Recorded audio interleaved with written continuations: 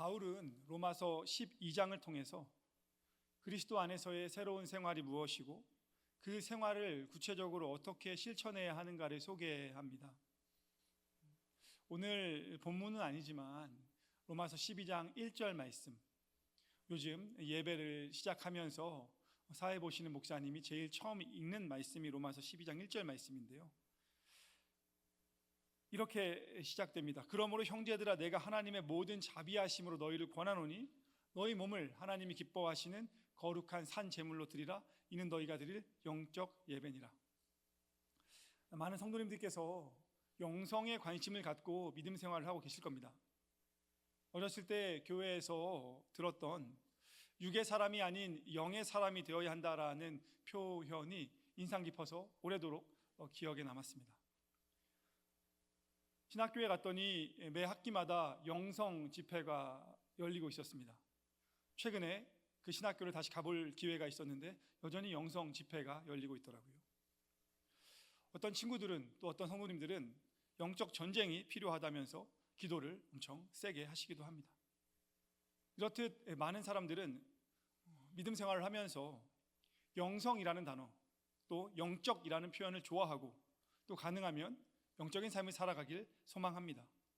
그래서 예배도 드리고 기도도 하는 것이죠. 그런데 바울이 로마서 12장에서 영적 예배라는 표현을 직접 언급을 합니다. 성도님들께서는 어떻게 예배를 드리는 것이 영적 예배라고 생각을 하십니까?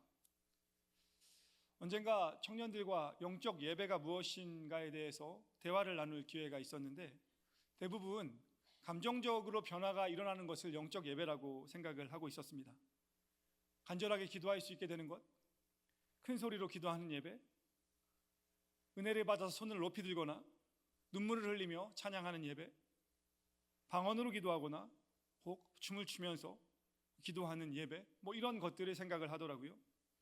그런데 로마서에서 바울이 언급하는 영적 예배, 영적이라는 표현은 감정적인 것과는 거리가 좀 있습니다. 제가 가급적이면 이제 설교 중에 헬라어라든지 히브리어, 성서의 원어들을 소개하지 않으려고 애를 쓰고 성도님들이 이해하기 쉽게 풀어서 말씀을 드리려고 노력을 하는데요, 바울이 이야기한 영적 예배와 관련해서 이 표현은 소개를 좀 드려야 될 것 같습니다.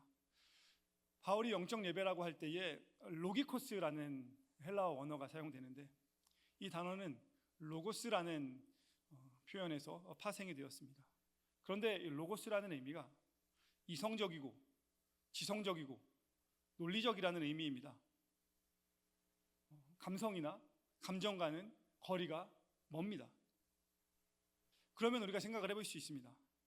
우리가 하나님께 드리는 이 예배, 또 하나님이 우리에게 받으셔야 하는 영적 예배, 표준 세번역 성경에서는 합당한 예배라고 번역을 했는데요, 그 예배는 나의 감정을 앞세우는 예배가 아니라 나의 이성과 나의 지성과 나의 논리를 드리는 예배가 되어야 한다는 것입니다. 어렵게 느껴질 수도 있지만 사실 가만히 생각해보면 어려운 부분은 아닙니다.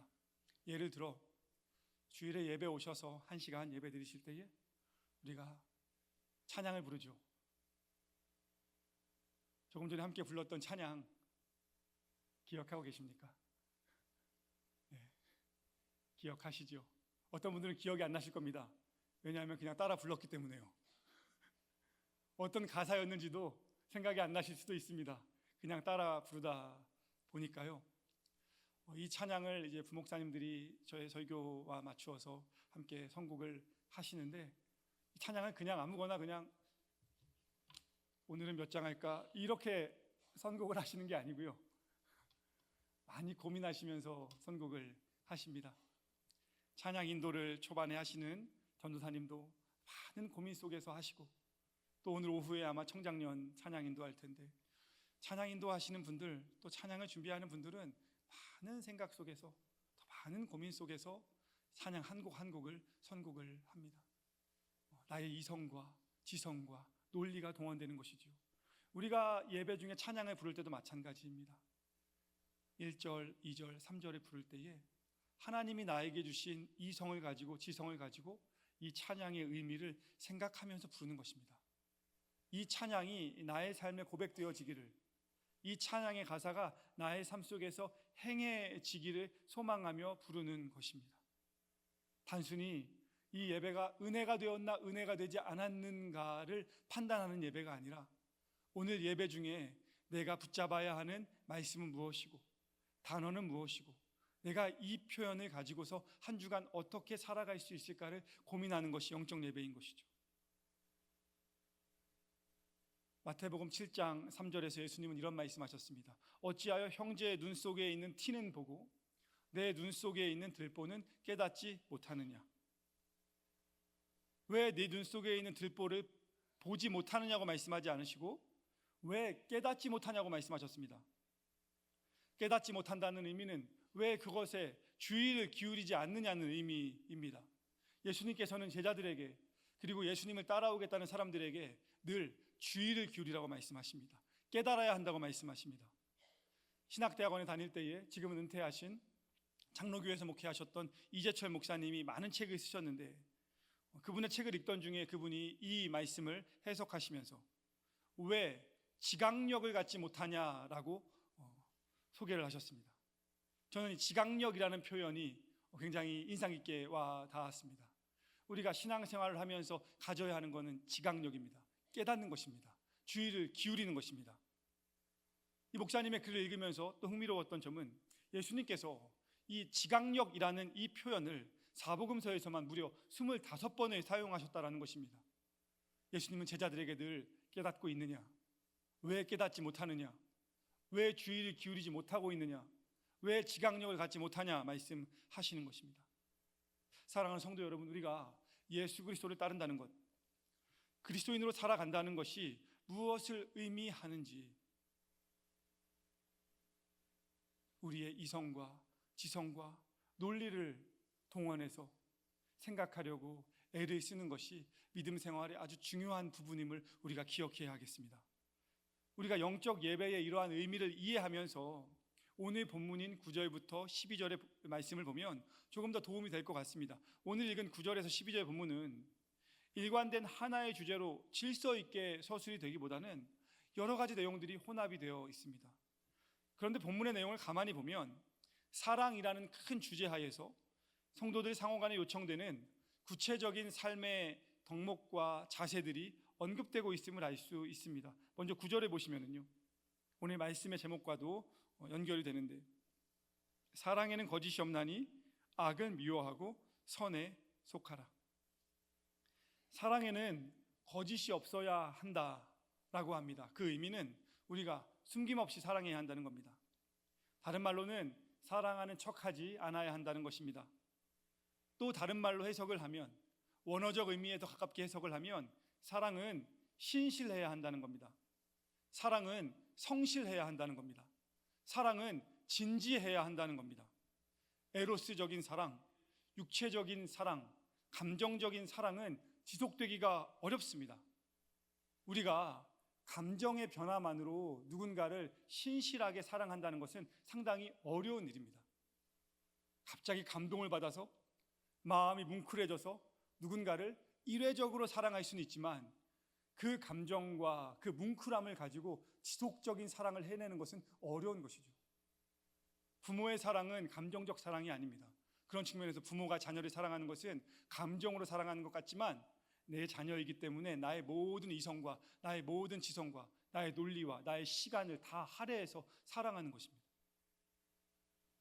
이전에 사역하던 교회에 한 성도님께서 교수로 봉직하시다가 은퇴를 하셨는데 병원에 입원하시게 되셔서 이제 나중에 요양병원에 계시다가 하늘나라에 가셨는데 병원을 가보게 되었습니다.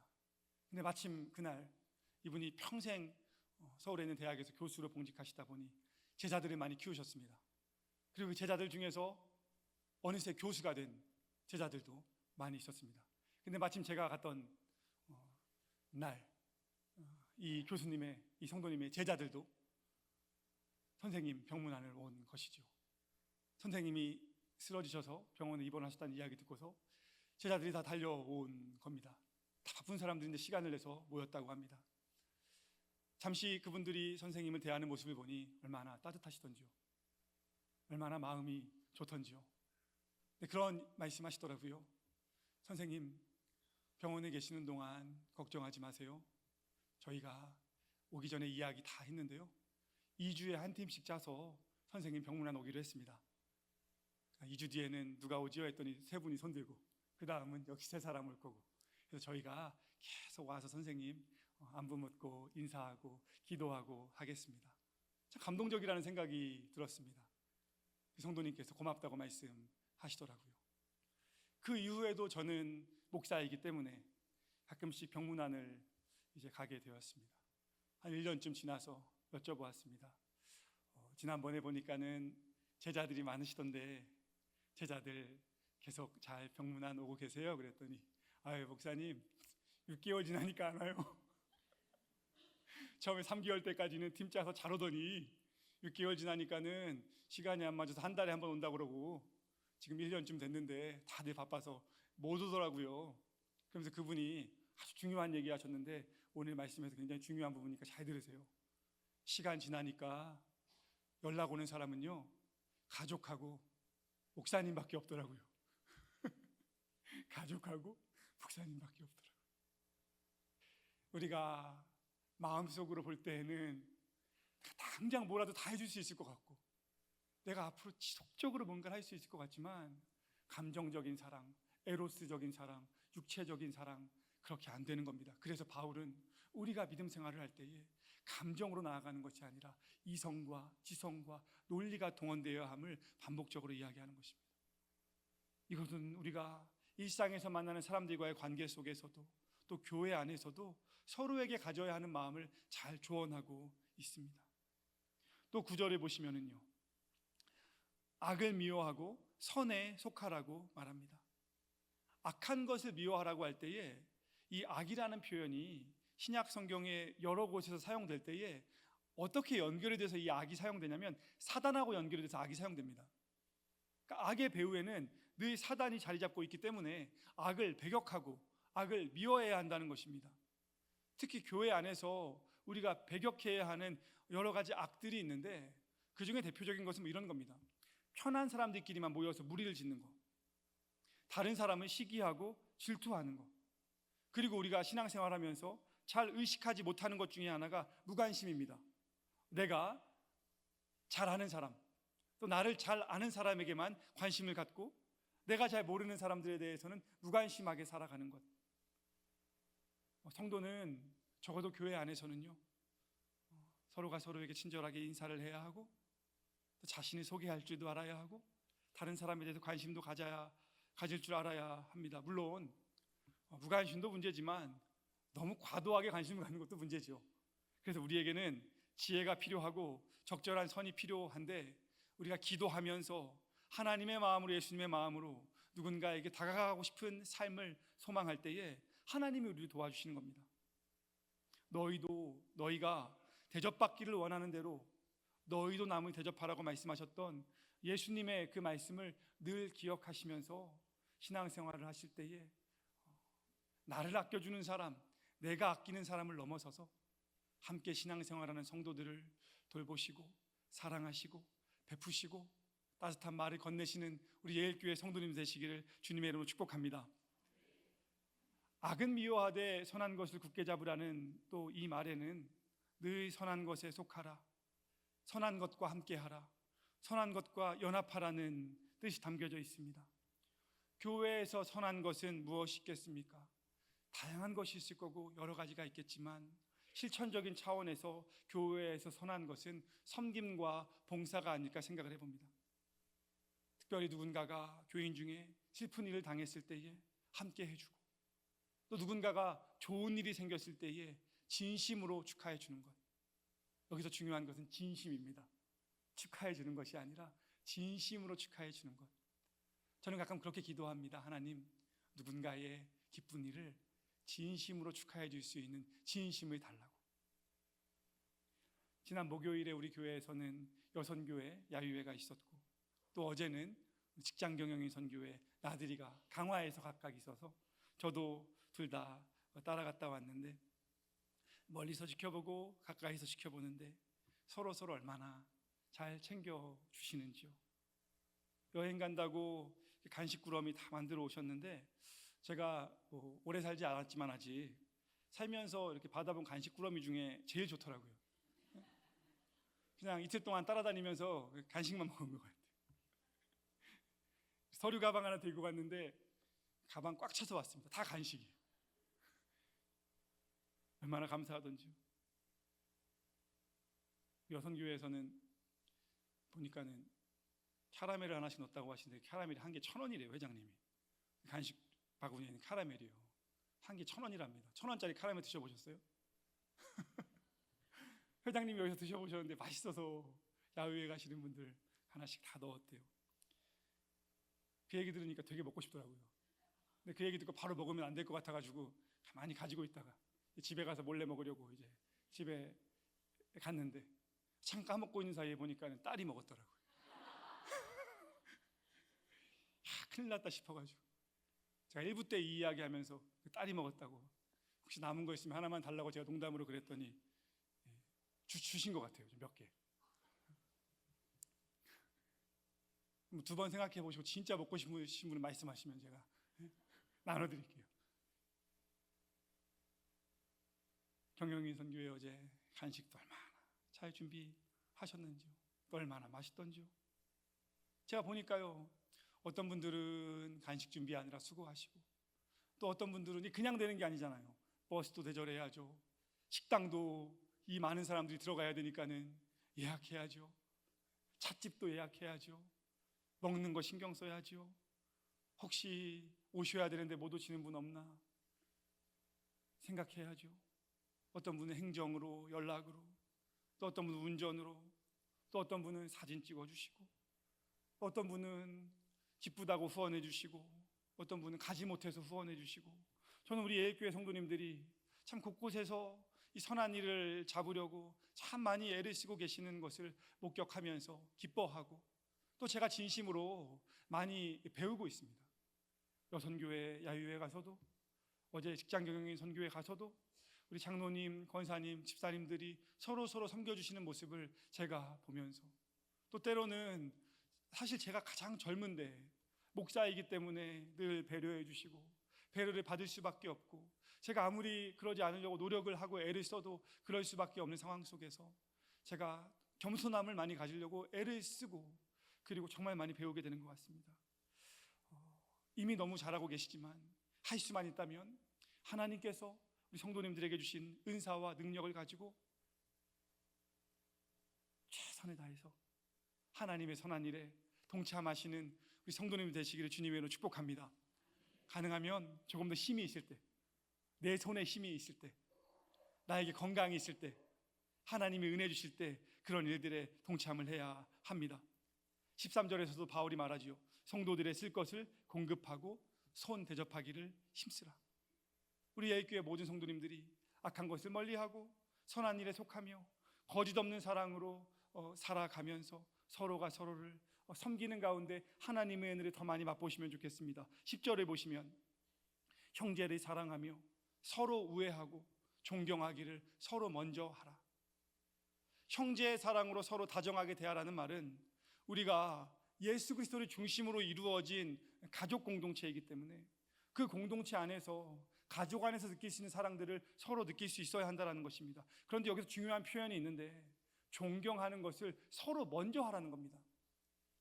저 사람이 나한테 어떻게 대하는지 한번 보자, 그리고 나도 하지, 이게 아니고요. 내가 먼저 그 사람에게 다가가는 것이고, 내가 먼저 그 사람에게 따뜻한 말을 건네는 것이고, 내가 먼저 그 사람을 존경해야 한다라는 것입니다. 언젠가 어떤 글을 읽는데 이런 표현을 하더라고요. 요즘 젊은이들의 문제를 지적하면서 어른을 공경할 줄 모르는 세대다. 근데 다른 글에서요, 그 글을 읽은 어떤 젊은이가 이렇게 글을 적었더라고요. 존경할 만한 어른이 없다. 어떤 게 맞다고 생각하십니까? 어른을 공경할 줄 모르는 세대입니까? 아니면 존경할 만한 어른이 없는 겁니까?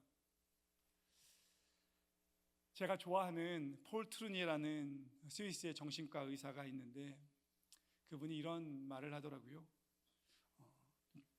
좀 죄송한 표현일지 모르겠는데 그 의사분이 한 표현이니까 이해하고 들어주십시오. 나이를 먹는다고 해서 어른이 아니다. 그냥 나이만 먹으면 노인이 되는 거다. 어른이 된다는 것의 여부는 내가 나를 여전히 더 생각하느냐 아니면 상대를 더 생각하느냐에서 갈라지는 것이다. 나이가 들면서도 여전히 나만 생각하는 사람은 노인이다. 나이가 들면서 다른 사람의 입장을 생각할 줄 알고 다른 사람의 생각을 고려하는 사람이 어른이다. 저는 우리 예일교회에 살아가는 모든 성도님들이 하나님 보실 때에 또 사람들이 볼 때에 어른이 되시기를 주님의 이름으로 축복합니다. 이게 완전히 다른 느낌이거든요. 저분은 우리 교회에 저 장로님 우리 교회 정말 어른이십니다. 이런 표현 들어야죠. 한 80 넘으셨는데 어떤 청년이 이 권사님 우리 교회 노인이세요. 이거 완전히 느낌이 이게 다른 거 아닙니까? 우리가 하나님 보실 때에 또 서로가 서로를 볼 때에 참 저 사람은 어른이다. 저 권사님, 저 집사님, 저 장로님 어른이시다. 이게 신앙적으로도 우리의 일상 속에서도 그렇게 비춰지는 삶을 향해 나아가야 하는 것입니다. 이처럼 그리스도인으로 살아가는 사람들은 서로 먼저 존경하고 먼저 높여주는 사람입니다. 세상에서는 그 사람의 배경과 학력과 직업을 보면서 이 사람을 내가 존경해야 할지 말아야 될지 여부를 결정하지 않습니까? 하지만 그리스도인은 그 배경이 아무 의미가 없는 겁니다. 그런 것과 관계없이 이 사람도 나처럼 하나님이 사랑하는 사람이기 때문에 먼저 존경하고 높이는 사람이 그리스도인이 되는 겁니다. 그리스도인이 다른 사람을 먼저 존경할 수 있는 이유는 우리가 예수님을 믿기 때문에 그렇습니다. 예수님을 통해서 그 사람을 바라보기 때문에 그렇습니다.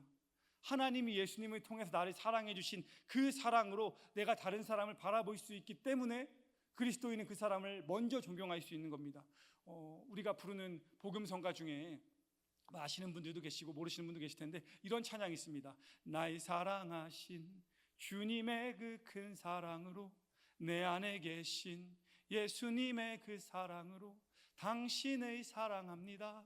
당신을 축복합니다. 내 힘이 아니에요. 내 안에 계신 예수님의 사랑으로 당신을 사랑합니다. 후렴에 보면 이렇게 찬양이 되거든요. 나의 힘으론 당신을 사랑할 수 없네. 내가 가진 모든 것으로 당신을 축복할 수 없지만 주님이 주신 크고도 놀라우신 그 사랑으로 당신을 사랑합니다. 당신을 축복합니다. 지금 속으로 노래 되게 못하네 이렇게 생각하시는 분들은 좀 성경을 더 보시고 말씀을 더 많이 들으셔야 돼요. 언제 끝나나 저거 이렇게 생각하시는 분들은 정말 나는 노인이구나 이렇게 생각하셔야 되는 거예요. 이거 어른이 된다는 것은 그렇구나. 내 힘으로 안 되지. 내 능력으로 안 되지. 하나님의 사랑으로 내가 사랑하는 거지. 하나님의 백성으로 부름받아 그리스도를 마음에 모시고 살아가는 거룩한 하나님의 자녀인 것을 생각할 때에 나도 그 자녀고 너도 그 자녀인 것을 생각할 때에 우리의 마음 가운데 하나님이 그 사람을 사랑할 수 있는 능력을 주시는 건데 그 사랑으로 한 주를 살아가는 성도님 되시길 바랍니다. 11절에 보시면 부지런하여 게으르지 말고 열심을 품고 주를 섬기라. 바울은 주님을 섬기는 일에 있어서 부지런함을 강조합니다. 보통 우리가 처음에는 열심히 믿다가 제가 여기 교회 와보니까는 그런 말씀 자주 하시더라고요. 목사님 이 사람 옛날에 되게 열심히 했어요. 목사님 이 권사님 옛날에 아주 말도 못합니다. 중요한 건 지금이죠. 지금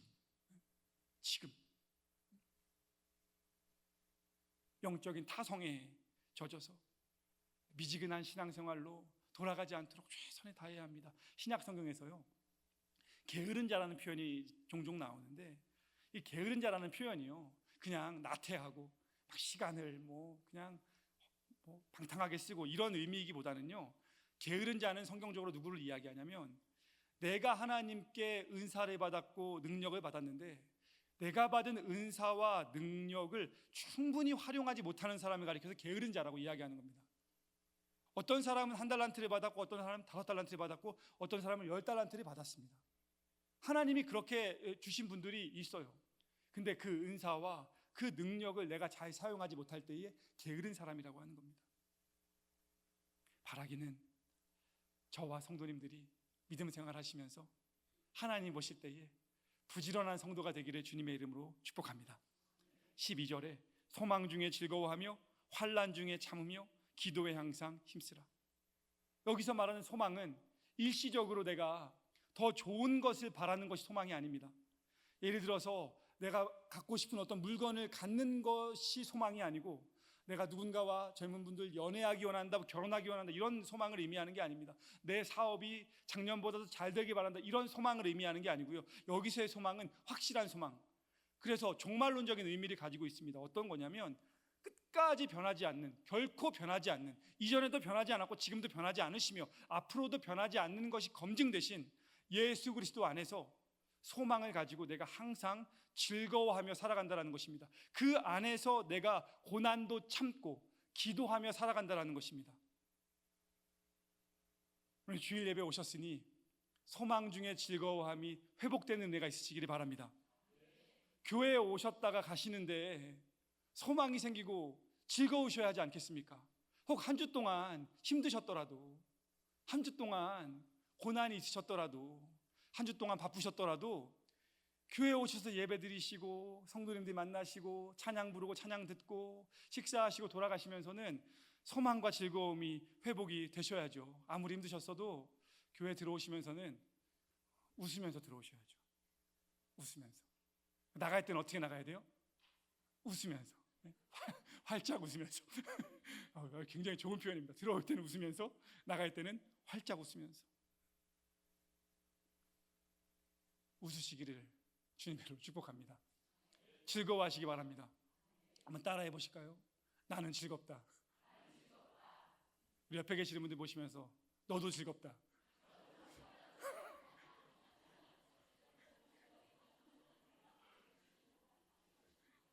그냥 너도 즐겁다만 하세요. 그냥 그것만 하시면 되는데 왜?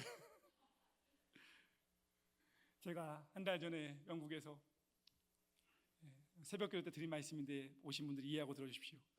논문 심사 보러 들어가기 전에 혼자서 작은 방 안에서 대기하고 있는데 30분 동안 대기하는데 얼마나 긴장이 되겠습니까?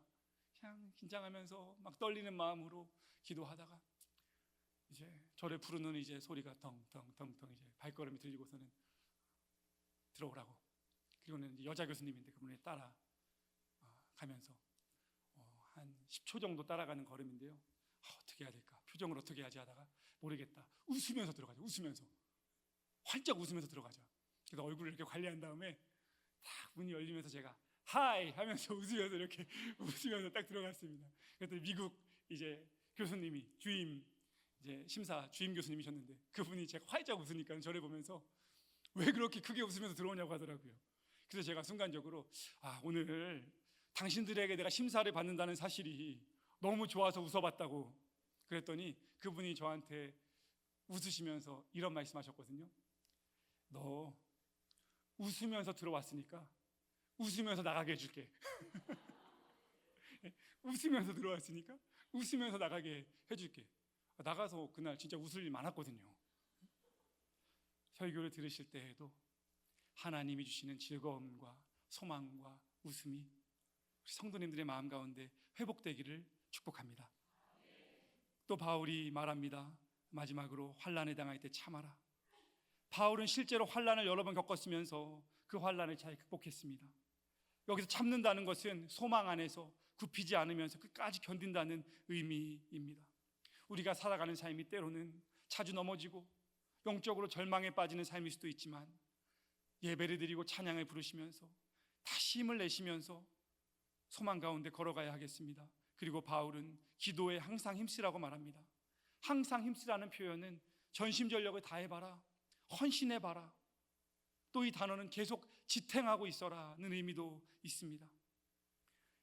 동시에 이 기도의 힘쓰라는 표현은 성도의 삶에 있어서 기도라는 것은 절대 떨어져 나가면 안 되는 것, 늘 우리의 삶에 붙어 있어야 하는 것, 어떤 경우에도 기도는 내 삶에 붙어 있어야 하는 것.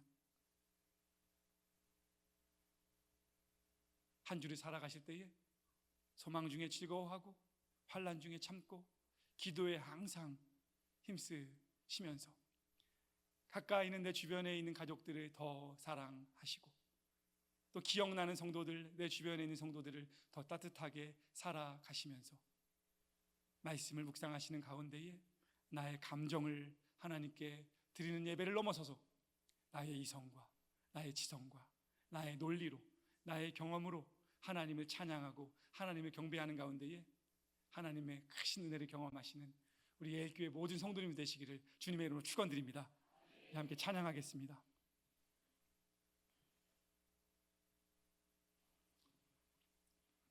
혹 잘 모르시는 찬양이실 수도 있는데 나의 맘 받으소서라는 찬양 함께 부르도록 하겠습니다.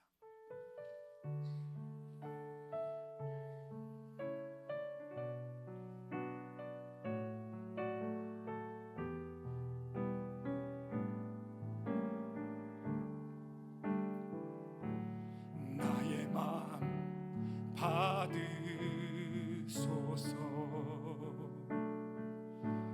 오셔서 주님의 처소 삼으소서 나의 전부이신 주여 내 마음을 받아주소서 나의 마음 받으소서 나의 마음 받으소서 오셔서 주님의 처소 삼으소서 나의 전부이신 주여 내 마음을 받아주소서 나의 마음을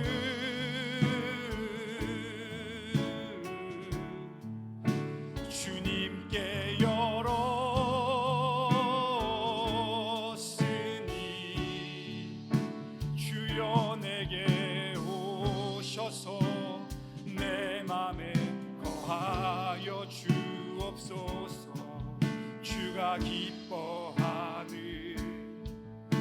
주의 성전 되게 하소서 나의 맘 받으소서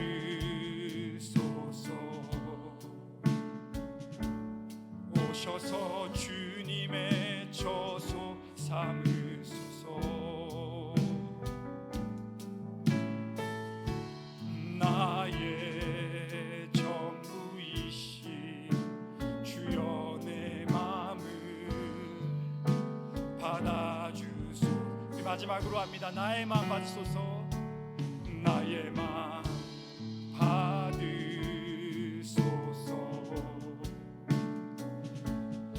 오셔서 주님의 처소 삼으소서 나의 전부이신 주여 내 마음을 받아주소서. 우리 오늘 말씀을 기억하시면서 새롭게 살아갈 한 주를 위해서 기도하실 텐데요, 이렇게 기도하면 좋겠습니다. 하나님, 새로운 한 주간 가정 안에서, 직장 안에서, 학업 가운데, 사업 가운데, 또 내가 만나야 할 사람들을 만나는 가운데 거짓 없는 사랑으로 악을 미워하고 선에 속하게 하시고 내가 먼저 다른 사람을 존경하게 하시고 부지런해서 게으르지 않게 열심을 품고 주를 섬기게 하시고 하나님이 나에게 주시는 은사를 활용하게 하시며 소망 중에 즐거워하고 환난 중에 참으며 기도에 항상 힘쓰면서 하나님의 은혜를 맛보는, 하나님과 동행하는 한 주간의 삶이 될 수 있도록, 우리 가정이 될 수 있도록 주여 도와주시옵소서. 우리 이런 마음으로 잠시 한번 같이 통성으로 기도하도록 하겠습니다. 기도하시겠습니다. 하나님, 오늘 말씀을 통해서 우리에게 전해주신 바울의 권면들을 기억하면서 하나님, 우리가 주님을 더 사랑하며 주님과 동행하며 소망 중에 즐거워하고 환난 중에 참으며 기도에 힘쓰는 성도들이 될 수 있도록 주님 인도하여 주시옵소서. 거짓이 없는 사랑으로 악을 미워하고 선에 속하며 형제를 사랑하고 서로 우애하고 존경하기를 서로 먼저 하게 하여 주시옵소서. 나에게 주신 은사를 가지고 부지런하여 게으르지 않게 하시고 열심으로 주를 섬기는 가운데에 하나님의 은혜를 맛보는 우리 예일교회 모든 성도님 될 수 있도록 주여 도와 주시옵소서. 하나님의 은혜와 사랑 가운데, 하나님의 소망과 평안 가운데 하나님과 동행한 우리 모두가 될 수 있게 주님 인도하여 주시옵소서. 연약한 우리의 삶을 주님께서 붙들어 주시고 주만 의지하며 나아가는 가운데에 주님의 뜻을 이루어드리는 우리의 인생 될 수 있도록 주님 도와주시옵소서. 한 주의 삶을 주님께서 축복하여 주시고 한 주의 삶 속에 주님께서 은혜 내려주시고 평안함 가운데, 기쁨 가운데, 소망 가운데만 걸어갈 수 있도록 주님 도와주시옵소서.